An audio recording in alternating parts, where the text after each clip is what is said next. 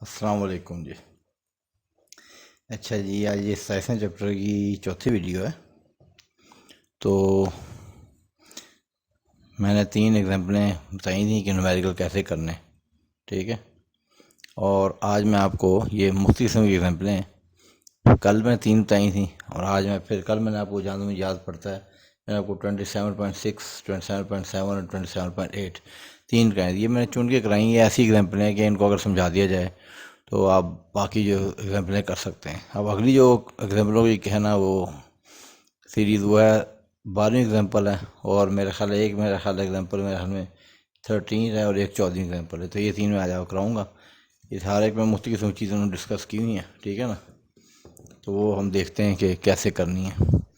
पहली 12वीं एग्जाम्पल देखें आप।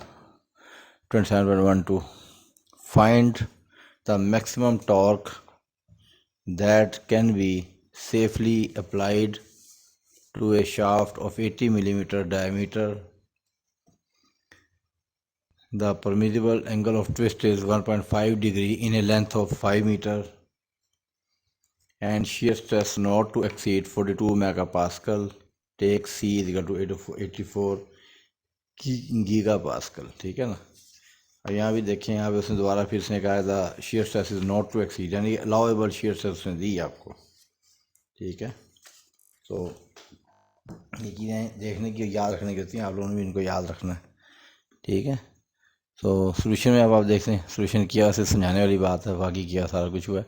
असल चीज़ समझने की होती है। आप इसको समझ लेंगे तो बाकी काम इंशाल्लाह आप खुद भी कर सकते हैं। So given diameter of the shaft या डी 80 मिलीमीटर है। Angle of twist theta 1.5 degree है, ठीक है। 1.5 डिग्री ये ध्यान में रखें। तो जितने डिग्री हो ना उसके हमने बनाने होते हैं रेडियन, ठीक है। 2 तरीके हैं, या तो 1.5 जितने डिग्री हो ना, या तो आप उसको 57.33 से डिवाइड कर दें तो जो जवाब आएगा ना वो आपका रेडियन में जवाब आएगा, रेडियन में सीधा सीधा। अगर ये नहीं करना तो फिर दूसरा तरीका इसने बताया हुआ है, जितने डिग्री होना उसको पाई बाई 180 से मल्टीप्लाई कर दें तो जवाब आपका ना वो रेडियन में आ जाएगा, ठीक है। तो ये अब आपकी मर्ज़ी है कि आपने कैसे करना है। इस तरीके से कर लें जैसे मैंने बताया, या इस तरीके से कर लें। पाई बाई 180 जितने डिग्री है उसको पाई बाई 180 से आपने मल्टीप्लाई कर देना है, यानी पाई से मल्टीप्लाई करें 180 से डिवाइड करें, जवाब रेडियन में आ जाएगा। आगे इसकी लेंथ दी हुई है, लेंथ ऑफ शाफ्ट वो 5 मीटर दी है, ये बताइए इसमें, ठीक है। तो इसके मिलीमीटर बना लिए। मैक्सिमम शेयर स्ट्रेस चाहिए, मेगा पास्कल में बताया था, जितने मेगा पास्कल होते हैं न्यूटन पर स्क्वायर मिलीमीटर होते हैं। मॉडल्स ऑफ रिजिडिटी सी दिया हुआ है, बाद जगह जी कहते हैं, आपकी बुक सी कह रही है आप सी ही चलाएं। 84 गीगा पास्कल है, ये मैं पहले बता चुका हूँ आपको कई दफ़ा कि गीगा पास्कल, क्योंकि यहाँ देखें ना जितने मेगा पास्कल हों उतने ही न्यूटन पर स्क्वायर मिलीमीटर होते हैं। ये चीज़ इन दोनों के लिए, ये चीज़ ये दोनों में ये रिलेशन है, इन दोनों के लिए तो ठीक है। लेकिन ये वाली जो रिलेशन है ये गीगा पास्कल इसका नहीं है, मेगा का है। तो गीगा होता है 10⁻9, ठीक है। तो अगर 10⁻9 होता गीगा तो 10⁻3 को अगर अलग कर लो गीगा में से, 10⁻9 से 10⁻3 अगर बाकी रह गई 10⁻6 जो कि मेगा होता है, तो इसका 84 के साथ अगर इस गीगा में से 10⁻3 अगर साइड कर दिया जाए जैसे कि यहाँ पर किया है, ये 84 मल्टीप्लाई बाई 10⁻3, तो बाकी यहाँ पे रह जाएगा मेगा पास्कल, ठीक है। भाई क्या रह जाएगा यहाँ पर, यूँ समझ लो, मैं इसको फर्ज करें मैं इसको यहाँ काट देता हूँ, तो यहाँ पे पहले लिखता हूँ कि 84 × 10⁻3 मेगा पास्कल। अगले स्टेप में मैं लिख देता हूँ 84 × 10⁻3 न्यूटन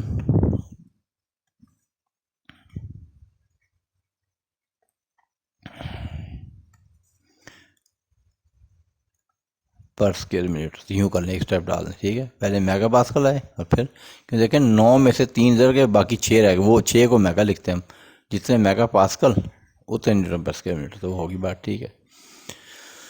हमें निकालने कहा गया है मैक्सिमम टॉर्क, ठीक है, ठीक है। और हमें कुछ नहीं कहा गया, राइट। तो मैक्सिमम टॉर्क निकालते हैं। पहले क्या है, टॉर्क दो तरीके से टॉर्क निकालना है।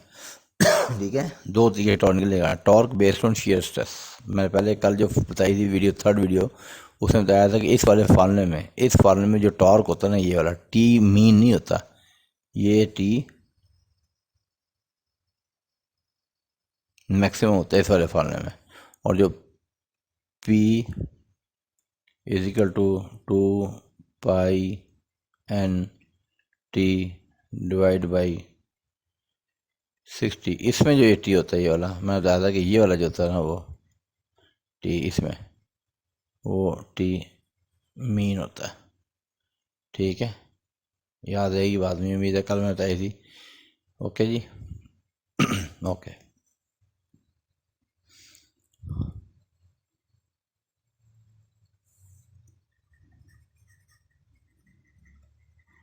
सो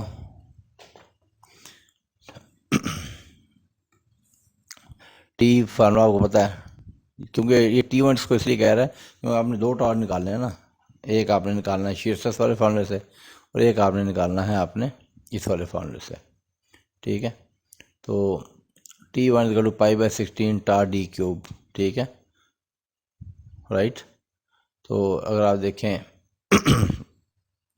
यहाँ पे टा दिया हुआ है आपको उसमें, ये है टा 84 इंटू पावर, टा दिया हुआ है 42, टा दिया हुआ है 42, तो 42 लगा दें, और डी उसने दिया हुआ है 80, तो यहाँ पे आप 80 लगा दें, तो यहाँ से आपके पास टॉर्क की आ जाएगी value 4.22 into 10⁻6 newton millimetre, right.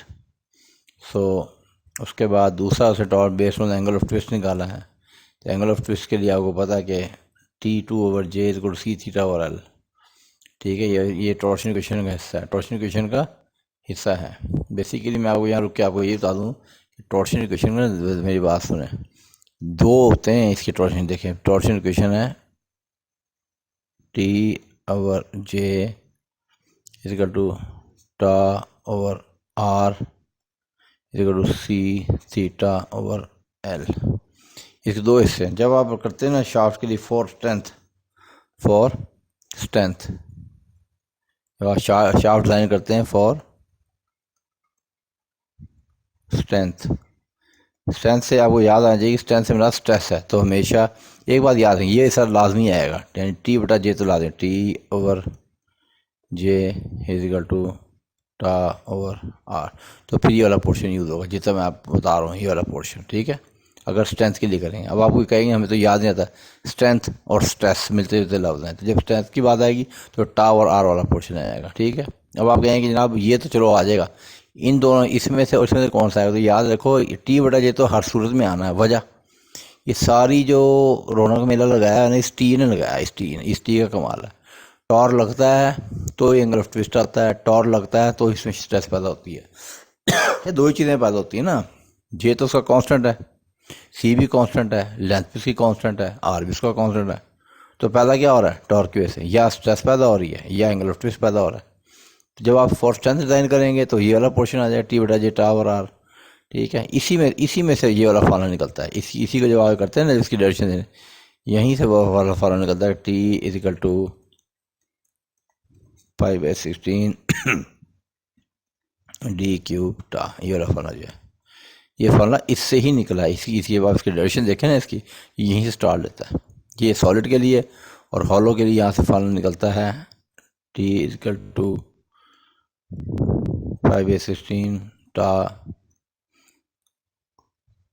D4 outer है, और फिर D4 इनर है, डिवाइड बाई T आउटर है।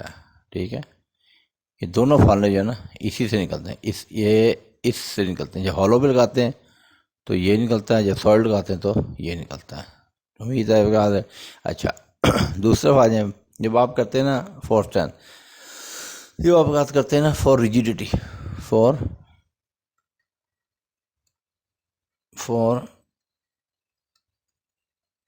रिजिडिटी फॉर रिजिडिटी कहते हैं, या इसका एक और नाम होता है स्टिफनेस।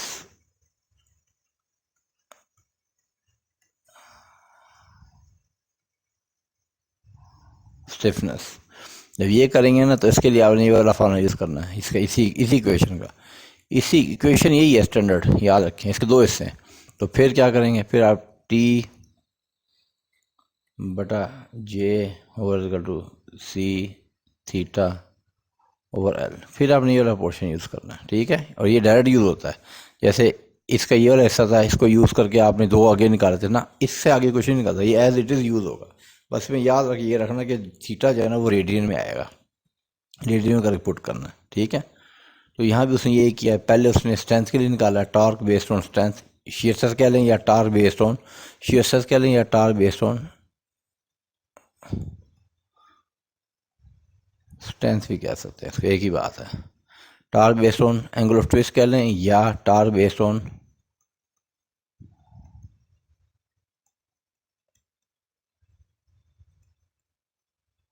रिजिडिटी या स्टिफनेस, ठीक है। तो ये आपने भूलना नहीं है, ठीक है ना। तो अब दूसरा दिन टार बेस्ड ऑन जो एंगल ऑफ ट्विस्ट निकाला है, टार बेस्ड ऑन स्टिफनेस या रिजिडिटी, एक ही बात है। तो सबसे पहले आपको पता है इसमें आपको ये वाला चाहिए टी ओवर जे, तो टी तो आपने निकालना है, ठीक है। और जे जो है वो आपको पता solid short pi by 32 D force की डायरेक्शन मौजूद है, पहले बताया भी, याद रखना आपके पोलर मोमेंट ऑफ एरिया, जे इस पोलर मोमेंट ऑफ एरिया। तो 80 वैल्यू रख दी हमने यहाँ पे, वाली 80 इसकी वैल्यू में दी हुई है। तो यहाँ से यह आ गया हमारे पास मिलीमीटर ताकत 4, ठीक है। इसकी यूनिट होती है लेंथ की यूनिट की ताकत 4 होती है, भूलना नहीं है। और उसके बाद आगे आपको पता है, आगे इसने ये वाला लगा दिया टोर्शन इक्वेशन का हिस्सा फॉर स्टिफनेस टी और जे सी थीटा। और अब आप कहेंगे इसे T2 क्यों कह रहा है, ये दो टॉर्क निकले ना भाई, एक ये आ गया 1, एक ये आ गया 2, सिर्फ 1 कह दें या जो भी कहना चाहें आप, टॉर्क बेस्ड ऑन स्ट्रेंथ, ठीक है, टॉर्क बेस्ड ऑन रिजिडिटी, ठीक है, नाम तो देना, फिर डालेंगे T2 और J equal to C theta over L.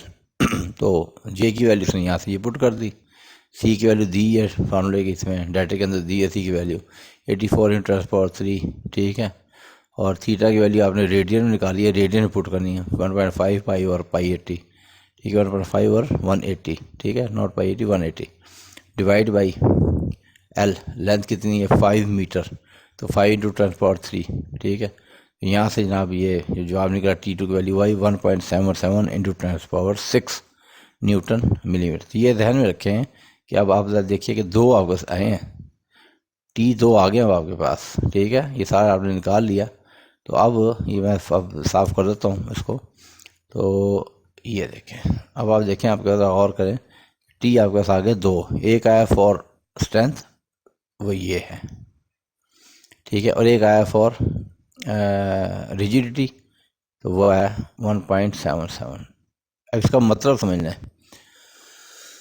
इसका मतलब कि अगर आप इतना टॉर्क लगाते हैं 4.22 इंटू 10⁻6 न्यूटन मिलीमीटर, ये गौर से बात का ये है सर, मतलब अब यहाँ से इंजीनियरिंग स्टार्ट होती है, पहले तो हिसाब किताब भी सारा, अगर ये लगाते हैं तो इसका मतलब है कि ये जो शाफ्ट है जिसका भी इतना टॉर्क लगेगा, क्योंकि ये ध्यान में रखें स्ट्रेस जो है ना, स्ट्रेस हमने उससे बढ़ने नहीं देनी, 42 मेगापास्कल से बढ़ने नहीं देनी, ये बुनियादी बात है।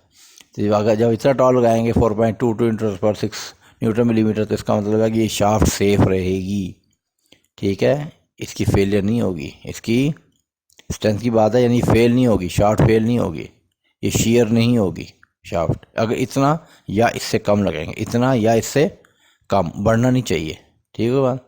अच्छा, अब हम बात हमने, क्योंकि हमने शाफ्ट की दो चीज़ें ख्याल रखेंगे, एक तो ये कि वो शेयर ना हो, दूसरी है कि वो ट्विस्ट ना हो, उसमें एंगल ऑफ ट्विस्ट ज़्यादा ना आए, ऐसा ना हो कि वो फेल तो ना हो लेकिन वो बिल्कुल ऐसे मरोड़ जाए जैसे वो क्या कहना चाहिए, आटा गूंथते ना, तो वो आटा गूंथते पराठा पकाते पेड़े को मरोड़ ही देते हैं, जैसे बाजू को लड़के लड़ते हैं एक दूसरे के बाजू को मरोड़ देते हैं, तो पता है शार्ट शेयर तो नहीं है, लेकिन वो इतनी मुड़ गई है कि वो इस्तेमाल के काबिल नहीं रहेगी, या वो उससे कोई आप हकीकी मानों में कोई ख़ास वेलोसिटी रेशो नहीं ले सकते, ठीक है ना, वो तो सारा आपका डिज़ाइन ही ख़राब हो जाएगा, ठीक है। तो स्ट्रेंथ के लिए सेफ़ है, ओके।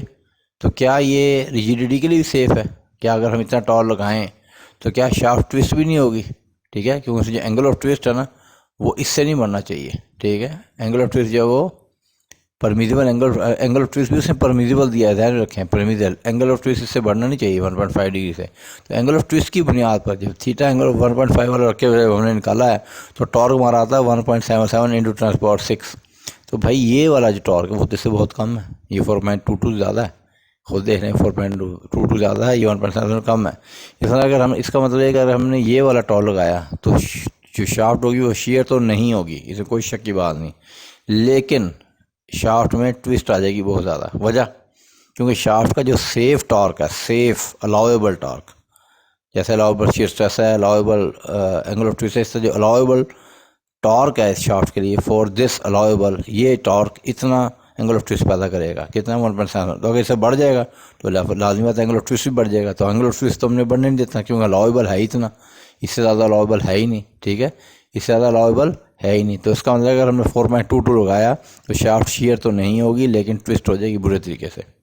अच्छा चलो, हम कहते हैं जी हम ये नहीं लगाते, हम कहते हैं हमारे पास दो चॉइस है ना, या ये लगाएं या ये लगाएं, ठीक है। तो अब हम क्या कहते हैं हम कहते हैं अच्छा 1.7 वाली चुन लेते हैं। कहते हैं अगर हम ये चुन लें तो फिर क्या होगा, अगर हम ये चुन लें, ये लगाएं टॉर्क, तो इसका मतलब है शाफ्ट ट्विस्ट नहीं होगी, शाफ्ट ट्विस्ट नहीं होगी। तो क्या फेल हो जाएगी, शेयर हो जाएगी। अच्छा देखते हैं, जब शेयर तो जाते हैं तो देखते हैं कि 1.7 बहुत कम है 4.22 से। देखिए ना, टॉर्क 4.22 इंटू 10⁻⁶ से ऊपर जाएगा, इसको इससे ऊपर जाएगा तभी शाफ्ट शेयर होगी ना। 1.7 तो उससे बहुत कम है, इसका मतलब है 1.77 इंटू 10⁻⁶ न्यूटन मिलीमीटर वो मैक्सिमम टॉर्क है जो इस शाफ्ट पे लगाया जा सकता है, ठीक है, वो मैक्सिमम अलाउएबल टॉर्क। तो this is our answer, this is our answer. तो कहता है we shall apply a torque of 1.77 into 10⁻⁶ newton millimetre, that is lesser of the two. ये हमारा answer, this is our answer, ठीक है। तो इस तरीके से आपने सोच समझ के जवाब देना है, ये नहीं कि जो मर्जी देना, राइट। चलेंगे अब अगले पर आ जाएं आप। ये सवाल ये होता है समझाना, सवाल फर्र लगा के निकाल लिया, न्यूमेरिकल मिल गया, आंसर आ गया, बगले में वाह जी वाह सवाल, और ये कोई मसला नहीं भाई, ये मैथमेटिक्स नहीं आप कर रहे, इंजीनियरिंग कर रहे हैं, तो आपको पता होना चाहिए कि आप क्या कर रहे हैं। 27.13 ये solid shaft is subjected to a torque 1.6 kilo newton metre. देखें किलो न्यूटन मीटर दे रहा है, जब न्यूटन मीटर बनाएंगे तो 10⁻³ से मल्टीप्लाई करेंगे आप, right. Find the necessary diameter of the shaft, shaft का डाय निकालना आपने। If the allowable shear stress, देखें अलाउएबल शियर स्ट्रेस, ये वो शियर स्ट्रेस है जो इस शाफ्ट में लगाई जा सकती है, इससे ज़्यादा नहीं लगानी, फेल हो जाएगा ना। 60 मेगापास्कल यानी 60 न्यूटन पर स्क्वायर मिलीमीटर। तो अलाउएबल ट्विस्ट इज़ 1 डिग्री, ये देखें एंगल ऑफ ट्विस्ट भी 1 डिग्री है, ये भी अलाउएबल है for every 20 diameter length of the shaft. अभी देखें अभी पता लग जाएगा, एवरी 20 डायमीटर, 20 डायमीटर का मतलब क्या है, यानी जितना डायमीटर है, जितना डायमीटर है वो तो हमने निकालना है, तो यानी 20D डायमीटर से 20 टाइम्स ज़्यादा अगर उसकी लेंथ हो जाए तो इतनी लेंथ के लिए इसका 1 डिग्री अलाउएबल है, राइट। C 80 गीगा पास्कल है, फिर वही होगी कि 80 इंटू 10⁻³ मल्टीप्लाई करेंगे तो मेगा पास्कल बन जाएगी, और उतने ही न्यूटन पर स्क्वायर मिलीमीटर, जैसे पिछले सवाल में मैंने किया है।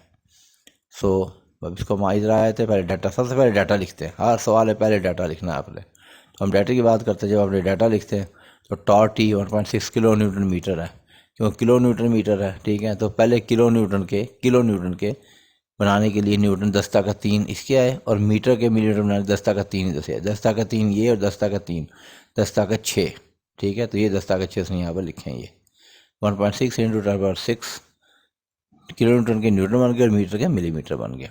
ये क्यों बनाता है मिलीमीटर, सोचने की बात है, इसलिए बनाता है कि वो जो आपके ढाया आता है ना वो मिलीमीटर में आता है, ठीक है, एक नंबर बनाएगा। और दूसरी जो आपको स्ट्रेस दी होती है ना अप्लाई, वो भी आपकी एंड में स्क्वायर मिलीमीटर करनी होती है, इस वजह से वो सीधे बजाय मीटर बनाने के मिलीमीटर बना लेता है।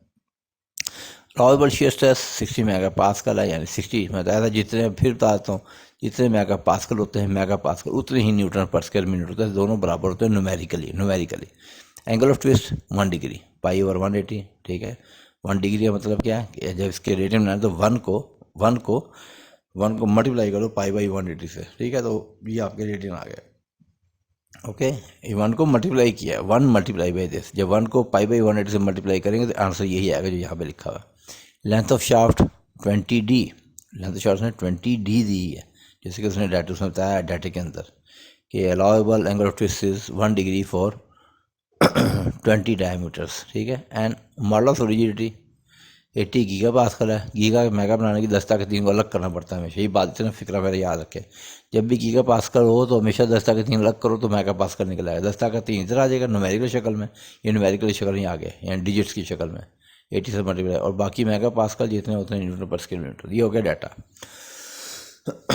अब फिर वही बात वो कर रहा है कि डायमीटर फॉर स्ट्रेंथ निकालना है, डायमीटर फॉर स्ट्रेंथ। जब स्ट्रेंथ की बात आएगी, हमेशा जब भी स्ट्रेंथ की बात आएगी तो हमेशा आपने जो टॉर्शन क्वेश्चन में पहला वाला portion T/J equal to tau और R, जिसमें से हमने ये वाली चीज़ निकालते हैं, जिसमें हमने फर्दर ये चीज़ निकाली कि T इजकल टू, जो हम याद करते हैं सॉलिड शाफ्ट के लिए, π/16 d³ टा। तो ये हमेशा यहाँ से निकला होता है हमेशा, ठीक है ना। वो इसने लगाया, टी की उसने वैल्यू यहाँ से पुट कर दी, ये 1.6 × 10⁻⁶ π/16 टा की वैल्यू उसने 60 लगा दी है, जो अलाउेबल दी है उसने ये दी, ठीक है जी। और डी की जगह उसने D1 कर दिया, क्योंकि यहाँ भी दो डाए आएंगे, एक स्ट्रेंथ के लिए आ जाएगा, एक स्टिफनेस के लिए आ जाएगा। तो यहाँ से वैल्यू पुट कर दी है, तो यहाँ से सीधा से उसने जवाब निकाल लिया, D1 जो 51.4 मिलीमीटर। इसके आगे तो काम ही ख़त्म हो गया ना, ये भी वैल्यू पुट होगी, ये भी वैल्यू पुट होगी, ठीक है। तो यहाँ पे क्या रहेगा, खाली D1 रहेगा, तो यहाँ से D1 निकालें, इन्वर्स क्यूब ले गए, ठीक है। इन्वर्स स्क्वायर रूल लेना, इन्वर्स सॉरी क्यूब रूल लेके, नॉट इन्वर्स कह रहा हूँ, क्यूब रूल लेके, ठीक है। ओके, एक स्क्वायर रूट होता है, एक क्यूब रूट होता है। तो ये हमने हमारे पास एक डाया आ गया। अब दूसरा डाया निकालने के लिए हमने यहाँ पे किया कि डायमीटर फॉर द स्टिफनेस, उसके लिए लाजमी दूसरा पोर्शन यूज़ होगा जो बताया था, T/J = C θ और L। अब इसमें T आप देखें 1.6 ये दिया हुआ है, इसकी वैल्यू पुट कर दी यहाँ पे, ये इसने पुट कर दी, J की वैल्यू इसने यहाँ पे निकाली, π/32 D4 होता है। अब क्योंकि हम दूसरा डाया निकाल रहे हैं स्टिफनेस के लिए, तो उसे D2 ले लिया, और D की वैल्यू तो हमने निकालनी है, वो एज इट इज़ आ गई साथ में, उसको उठा के एज इट इज़ यहाँ पुट कर दिया। C की वैल्यू उसने दी है, ये भी वैल्यू पुट कर दी, थीटा उसने यहाँ पे निकाल लिया रेडियन के अंदर, π/180 और ठीक है। और L कितना है, उसने कहा जी 20D है, 20D2, ठीक है। तो ये न्यूमेरिकल इसके अंदर, इसमें जब हमने वैल्यू पुट की तो हमारे पास ये आ गया, ठीक है। उम्मीद है कि समझ आ गई होगी आप लोगों को। अच्छा जी,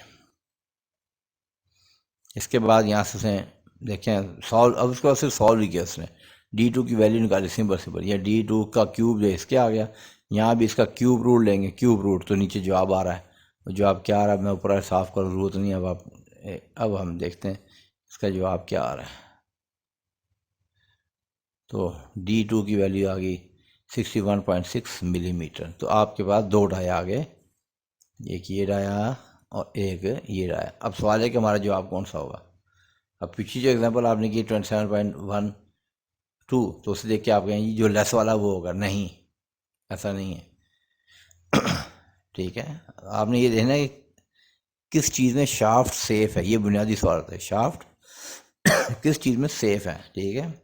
अब मैं आपसे सिंपल सवाल पूछूँ कि आपसे अगर मैं कहूँ एक झूला लटका हुआ है, पींग जिसे बोलते हैं, और एक पींग में पतली सी रस्सी लगी जिसका डायमीटर कम है, ठीक है। फ़र्क है उसका डायमीटर, लेट सपोज एक पींग लटकी जिसकी जो रस्सी उसका डायमीटर 51.4 मिलीमीटर है, और एक और पींग है जिसका डायमीटर जो है वो 61.6 मिलीमीटर। तो लाजिम है कि इसका डायमीटर जो है वो ज़्यादा है, तो आप किस पे बैठना पसंद करेंगे, आपके ख्याल में कौन सी सेफ़ होगी। तो लाजिम है ये वाली सेफ़ होगी, ये वाली सेफ होगी। तो हमारा जवाब होगा 61.6 millimetre, greater of the two values, ठीक है बात। लाजिमत आप कहें यार ये रस्सी पतली है और ये वाली रस्सी मोटी है, ये पिंग ज़्यादा मजबूत है, मैं तो इस पर बैठूंगा। तो आप इसी तरीके जब शाफ्ट की बात आएगी तो आप अगर कहेंगे ना फ़र्क है, आप कहेंगे मैं 51.4 मिलीमीटर की शाफ्ट लगा लेता हूँ, चलें लगा लें, ये डाया आया है स्ट्रेंथ के लिए, तो ये स्ट्रेंथ के लिए सेफ़ है। इतने डाई की शाफ्ट लगाएंगे तो जो आपकी शाफ्ट होगी वो शेयर नहीं होगी, लेकिन उसमें ट्विस्ट आ जाएगा। क्यों आ जाएगा, क्योंकि ट्विस्ट से बचने के लिए जो आपके पास डाया है वो कम से कम डाया इतना होना चाहिए 61.6। ये डाया 51 तो बहुत 61 से कम है, 51 जो है वो कम है 61 से, ये सेफ़ है। तो 51 कम है, जिसका मतलब अगर हमने ये लगाया तो स्ट्रेंथ फेलियर तो नहीं होगा, स्ट्रेंथ फेलियर शाफ्ट का नहीं होगा, यानी शेयर नहीं होगी, लेकिन उसमें ट्विस्ट आ जाएगी, राइट। अच्छा, अब अगर हम फ़र्क को हम ये नहीं लगाते, फ़र्क को हम कहते हैं हम ये लगा देते हैं, हम 61.6 मिलीमीटर, ये किसके लिए सेफ़ है, ये स्टिफनेस के लिए सेफ़ है। इसका मतलब है कि 61.6 मिलीमीटर का डायगा अगर आपने शाफ्ट लगाई तो शाफ्ट में एक्सेसिव एंगल ऑफ ट्विस्ट नहीं आएगा, ठीक है, उतना ही आएगा जो सेफ़ है, जो थीटा है, जो जिसके लिए हमने उसको डिज़ाइन किया, जो 1 डिग्री जो है या π/180 जिसके लिए हमने उसको डिज़ाइन किया उतना आएगा, उससे ऊपर नहीं जाएगा ये एंगल ऑफ ट्विस्ट जो अलाउड है, हम अलाउड के अंदर रहेंगे, ठीक है। लेकिन क्या इतने डाय के शेयर तो नहीं होगी, दूसरे तावीज़ देते हैं तो हम देते हैं शेयर नहीं होगी। क्यों, क्योंकि शेयर के लिए 51.4 मिलीमीटर चाहिए डाटा, कम अज़ कम। तो हमारा तो डायमीटर उससे ज़्यादा है, सेफ है। तो हमारा आंसर ये है। तो हमारा आंसर जो है, we provide shaft of dash 61.6 millimetre greater the two values, right. तो उम्मीद है ये भी आपको समझ आ गया होगा। वैसे मैं अब आपको यहाँ पे एक बात बता दूँ, थोड़ी यहाँ रुक के, सवाल तो आपके हल हो गए लेकिन एक बात याद रखें, सिंपल, जब भी आप कभी आप निकालते हैं ना, फ़र्ज करें लेट अस सपोज किसी सवाल में अगर if you get two values, अच्छा, दो हाथ लोड ले लेते हैं। तो अगर तो हो ना, फ़र्ज करें आपका लोड हो, टॉर्क हो, स्ट्रेस हो, अगर आपको दो वैल्यूज़ आ रही हैं, या लोड तो किसी सवाल में लोड आ रहा होगा, किसी में टॉर्क आ रहा होगा, किसी में स्ट्रेस आ रही होगी, दो वैल्यूज़ आए, तो फिर कहा जाए तो याद रखें इनमें हमेशा लेसर वैल्यू, जो कम वैल्यू है, always choose lesser value, always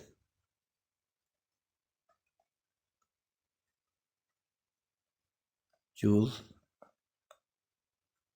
laser value. ये आपका जवाब होगा। अब आप कहेंगे यार वो क्यों, वो सेफ होगा। मैं आपसे पूछ रहा हूँ कि मैं आपसे कोई पूछूंगा भाई आप क्या उठा, आपकी मर्ज़ी है कि आप 10 किलो वजन उठाना पसंद करेंगे या 20 किलो, आपकी मर्ज़ी है।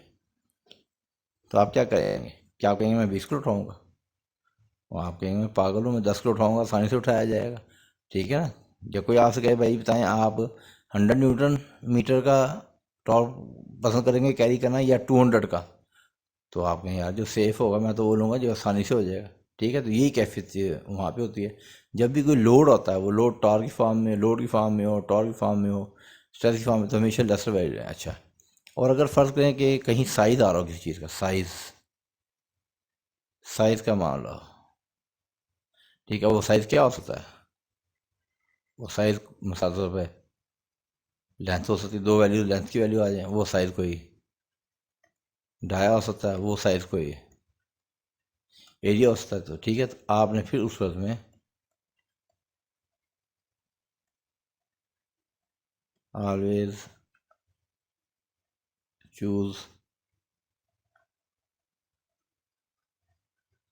लार्जर वैल्यू, तो हमेशा आपने लार्जर वैल्यू, ये आपका आंसर होगा, ठीक है, क्योंकि सेफ होगा, ठीक है। तो लोड वाली साइड पर कम जवाब, और जो साइज वाली साइड पर हमेशा बड़ा जवाब। तो वही चीज़ हमने की है। जो एग्जांपल नंबर थी ना हमारी 12, उसमें हमने लेसर वैल्यू ली क्योंकि वो लोड वाली साइड पर टॉर्क था, और जो हमारी ये वाली है इसमें क्यों डाया है, तो ये हमने लार्जर वैल्यू ली। तो उम्मीद है अब आपको उसका बुनियादी जो आइडिया उसमें आ गया होगा। अभी आज की ये आखिरी एग्जांपल है 27.14।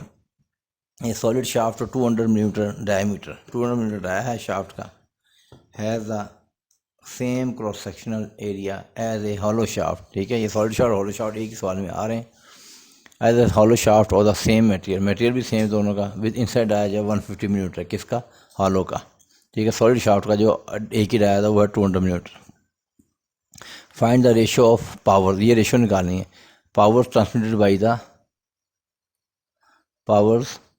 Transmitted by both the shafts at the same angular velocity omega same है, angle of twist in equal length of this shaft when stress to the same intensity, stress दोनों पर सेम लग रही है, उनकी एंगल ऑफ ट्विस्ट जो है ना वो आपने लेना, जबकि लेंथ भी सेम है, इक्वल लेंथ है, लेंथ भी इक्वल नहीं बता रहे हैं, इक्वल लेंथ है, ठीक है, और सेम जो है ना वो स्ट्रेस है, सेम स्ट्रेस है। तो उसकी एंगल ऑफ ट्विस्ट, तो एक रेशियो एंगल ऑफ ट्विस्ट की निकालनी है, और एक रेशियो जो है ना वो आपने पावर्स की निकालनी पी की, तो वो आप निकाल लेते हैं हम, ठीक है, देखते हैं।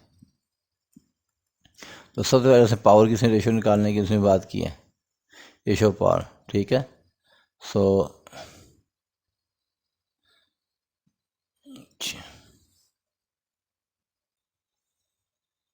अच्छा जी, अब आप देखें cross section area of the solid shaft निकाला उसने, π/4 d1 स्क्वायर, ठीक है।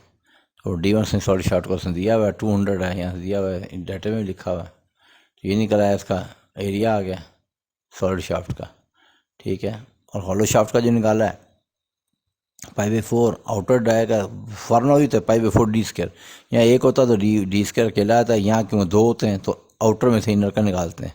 तो डी स्क्वायर मनफी स्मॉल डी स्क्वायर, तो आउटर डाया तो हमारे पास लाजमत है ही नहीं, तो डी स्क्वायर इनर डाया उसने दिया हुआ है, तो वो उसने वहाँ से लगा के उसने निकाल दिया, राइट। अब आप अगर आगे देखें, since the cross section area of both the shafts are same, both the shafts are same, उसने बताया cross section area both the shafts are same. वो कहाँ से उसने बताया cross section area both the shafts are same, उसने कहीं बताया होगा ना जी। तो आप देखें यहाँ कह रहा है, ये देखें, ये सॉलिड शाफ्ट इतने डायमीटर है the same cross section area as a hollow shaft. तो एरिया दोनों के उसने बताया कि दोनों के सेम है, दोनों के सेम है, क्योंकि दोनों के एरिया सेम है, डाटा में दिया हुआ गिवन है। तो हम क्या करेंगे, हम इन दोनों को आपस में इक्वेट कर लेंगे, इसको और इनको आपस में इक्वेट करेंगे, राइट। तो उसने इक्वेट कर दिया, वो इक्वेट उसने ये वाला नहीं लिया, उसने ये वाली साइड ले लिया, पाई बाई 4 200 के ये वाला ले लिया, पाई बाई 4 डी के ये वाला उसने ले लिया, ठीक है। तो यहाँ से उसने डी निकाल लिया, ये क्या है, ये आउटर डाया है for the hollow shaft, for the hollow shaft, ये निकाल दिया उसने, 250 मिनट निकाल दी, राइट। तो ये भी उसने निकाल लिया यहाँ से।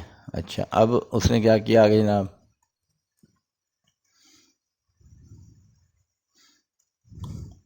टॉर निकाल दिया उसने, क्यों आपको तो टॉर निकालने का जो फार्मूला है वो आप जानते हैं, जो सॉलिड शाफ्ट के लिए है वो यहाँ पे लिखा है, दोनों लिखे हैं इतफाक से, T1 इक्वल टू, ठीक है, सॉलिड शाफ्ट के लिए 5/16 टार D1 क्यूब, टार दोनों के सेम है, टार दोनों के लिए सेम है, राइट। ये सब कुछ डाटे में दिया हुआ है, पढ़ लें डाटे के अंदर, डाटे में उसने सबके लिए बता दिया कि ना जो टॉर्क है वो पार्ट ए में देखें, power transmitted by part A में by both the shaft at the same angular velocity, और ये अपने निकालना है, ठीक है, ओके। तो इसमें अब वो देखें सॉलिड शाफ्ट है उसमें, और अच्छा अब आप कह रहे हैं देखें कि भी देखें, angle of twist in equal length of the the shaft when stress to the same intensity, part भी stress to the same intensity, इसका मतलब है कि जो टा जो है वो जो यहाँ टा लग रहा है वही टा यहाँ पर है, 5/16 टार D1 क्यूब, ठीक है, D1 की वैल्यू यहाँ पे लगा दी और उसने यहाँ से निकाल लिया है टॉर्क। दूसरा T2 निकाला है हॉलो शाफ्ट के लिए, 5/16 टार D4 मनफी D4 डिवाइड बाई डी, ये स्टैंडर्ड फार्मूला है, इसकी डायरेक्शन भी मौजूद है इसी चैप्टर के अंदर, जो आपको करवाई भी एग्जाम में आ भी जाती है। 5/16 टा और इसकी वैल्यू लगाई, आउटर डाया 250 अभी हमने निकाला है, -150 गिवन है। तो यहाँ से आपके पास ये भी आ गया और यहाँ से आपके पास ये भी दोनों आ गया, ठीक है, this one and this one, okay. ये हमने डाई निकाला ही इसलिए ताकि हम टॉर निकालें, ठीक है। टॉर क्यों निकालें, वेरी सिंपल यार, पावर निकालनी ना, पावर आपको पता है ना, पावर का formula P equal to 2 pi NT divide by 60। तो जनाब ये आपका जनाब वो है जी। अच्छा अब ज़रा गौर करें, पार्ट ए में कह रहा है, पार्ट ए में सवाल के power transmitted by both the shafts at the same angular velocity, angular velocity same है my dear, angular velocity same, अगर एंगुलर वेलोसिटी सेम है जिसके अंदर सॉलिड शाफ्ट के लिए और हॉलो शाफ्ट के लिए एन सेम हो गया, एन सेम हो गया। अब ज़रा गौर करें इस फार्मूले में, अगर हम बात करें सॉलिड शाफ्ट की या हॉलो शाफ्ट की, दोनों फार्मूलों में दोनों के लिए, हॉलो के लिए भी सॉलिड के लिए 2 कांस्टेंट है, पाई कांस्टेंट है, ठीक है, कांस्टेंट है ना, एन वो भी दोनों के लिए कांस्टेंट, 60 वो भी कांस्टेंट। तो हम यूँ कह सकते हैं इसको, P इजिकल टू ये वाला जो पोर्शन है 2 पाई एन, ये दिस पोर्शन, ये वाला, इसे हम कह सकते हैं कि ये कांस्टेंट इनटू टॉर्क, टी तो कांस्टेंट नहीं है ना भाई, वो तो अलग अलग है, ठीक है, अलग अलग है, देखें इसका अलग है, इसका अलग है, सॉलिड का अलग है, हॉलो का अलग। तो इसका हम कह सकते हैं P is directly proportional to torque, निकला है यहाँ से, इसको इसने यहाँ पे यूज़ किया कि power transmitted by hollow shaft, ठीक है, divide by power transmitted by solid shaft is equal to power torque transmitted by hollow shaft divide by torque transmitted by solid shaft. Ratio लेनी है ना भाई, अगर आपको ये चीज़ पसंद नहीं आती ना, आप कहते हैं नहीं हमें तो पसंद नहीं है सर, ये कोई आइडिया इतना अच्छा नहीं है, तो अच्छा यार मैं दूसरा फिर आपका देसी काम करता हूँ, वो देसी काम भी सुन लो, power transmit by hollow shaft, okay जनाब करो फिर रहते 2 pi N T2 divide by 60, N तो सेम रहेगा ना, दोनों सेम है। ये है जनाब हॉलो शाफ्ट का, ठीक है। डिवाइड करना है ना, रेशो तो लेनी है ना, दूसरे में मांगी है। अब नीचे आएगी सॉलिड शाफ्ट, रख लो जनाब 2 पाई एन T1 डिवाइड बाई 60, ठीक है। इसमें 2 पाई एन से कट जाएगा, 60 से कट जाएगा, जवाब क्या आएगा भाई देख लो खुद ही, T2 डिवाइड बाई T1। वो इस बंदे ने सीधा कर दिया, हिस्सा कर लो करके, अभी तसल्ली हो जाएगी, ये बराबर है इसके, ठीक है। This is equal to this, और आगे फिर करके एंड में निकल आएगा, ठीक है। T2 की वैल्यू पुट कर दो, T1 की वैल्यू पुट कर दो, जवाब आपका आ जाएगा 1.7। तो ये रेशो आ गई। ये रेशो क्या है कि जो पावर ट्रांसमिट हॉलो शाफ्ट है ना, वो 1 यानी कि 1.7 है, 1.7 ज़्यादा है, ठीक है। अगर ये वाली ये अगर 1000 वाट ये अगर पावर ट्रांसफर करती है सॉलिड शाफ्ट, तो वो कितने करेगी, 1700 कितने करेगी, 17, क्यों 1.7। इसको जो सॉलिड शाफ्ट पावर ट्रांसमिट करती है इसको 1.7 से मल्टीप्लाई कर दो तो हॉलो शाफ्ट की पावर है, तो 1.7 ये आपका एक तो जवाब आपके पास आ गया, राइट। अब अगला आप देखें, ratio of angle of twist in both the shaft, ठीक है। मतलब दोनों शाफ्ट के, जैसे उसके लिए ना हॉलो और सॉलिड की रेशो ली है, उसकी पावर अब ऐसे लेनी है। उसके लिए हम क्या करेंगे, लाजमी वो एंगल ऑफ ट्विस्ट की बात करें तो वो इसमें, अच्छा इसमें इसने एक बड़ी दिलचस्प बात की है, उसने T/J को उसने यूज़ नहीं किया, ठीक है। उसने टावर आर को यूज़ किया, तो tau over R equal to C theta. ये बड़ा दिलचस्प सवाल है, tau over R equal to C theta, और वजह क्यों यूज़ किया उसने, इससे यूज़ किया है।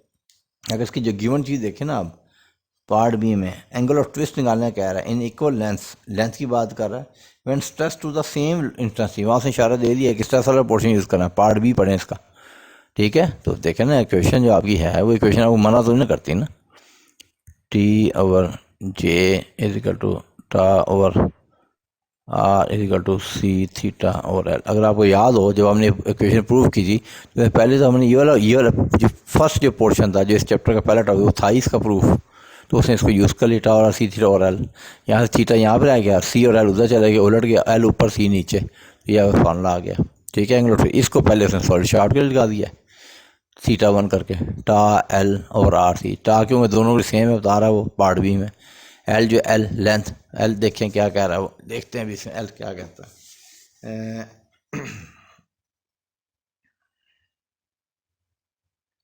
The solid shaft has same rotation area as a non-hollow shaft of the same material with inside the find the ratio by both the shaft same velocity। ये कह रहा है पार्ट बी में angle of twist in equal length भी equal है और stress भी equal है, ठीक है। अब लाजमी बात है जब आपकी लेंथ भी इक्वल होगी भाई, ठीक है, लेंथ भी इक्वल होगी तो ये जब सॉलिड शाफ्ट लगेंगे टा और एल ऐसे ही रहेगा। आर कितना है इसका, अब आप देख लें सॉलिड शाफ्ट का आर, उसका जो डाया है वो है 200, उसका डाया है 200, तो उसका आर जो होगा 100 हो जाएगा। और सी इसका मतलब है कि अब देखें क्या चीज़ें कांस्टेंट आ रही हैं, टी एल और सी, क्यों मटेरियल सेम है, ठीक हुई बात, ये तो कांस्टेंट आ रहे हैं। जब हॉलो शाफ्ट के लिए करेंगे उसका भी ये होगा, टा एल और आर सी, टा भी कांस्टेंट है वो ऐसे ही रहेगा, उसको वैल्यू नहीं लगानी, ना एल नहीं लगाना सी नहीं लगाना। आर कितना है, क्यों 250 रेट डाया था तो 125 ये आ गया, ठीक है। आगे angle of twist of hollow shaft, angle of twist of solid shaft, ठीक है, ओके। इज इक्वल टू उसमें वैल्यू यूँ कर दें, इज इक्वल टू θ2 ओवर θ1, आगे इसकी वैल्यू पुट करती है, टाल ओवर 125 सी बटा टाइल ओवर 100 सी, ठीक है। अब आप देख सकते हैं टाइल से कट जाएगा और सी से कट से जाएगा, ठीक है। तो आपके पास क्या आ जाएगा नाम, ये 1/100 है, ये उलट जाएगा, और 1/25, तो 100/125, यहाँ से 0.8 आ जाएगा, ठीक है। इसका मतलब क्या हुआ, ये क्या कह रहा है, क्या मैसेज है, इसका मतलब ये है कि जब हम इसको बदलते हैं सॉलिड को हॉलो से, तो हॉलो शाफ्ट का जो है एंगल ऑफ ट्विस्ट होगा ना वो कम होगा, वो कम ट्विस्ट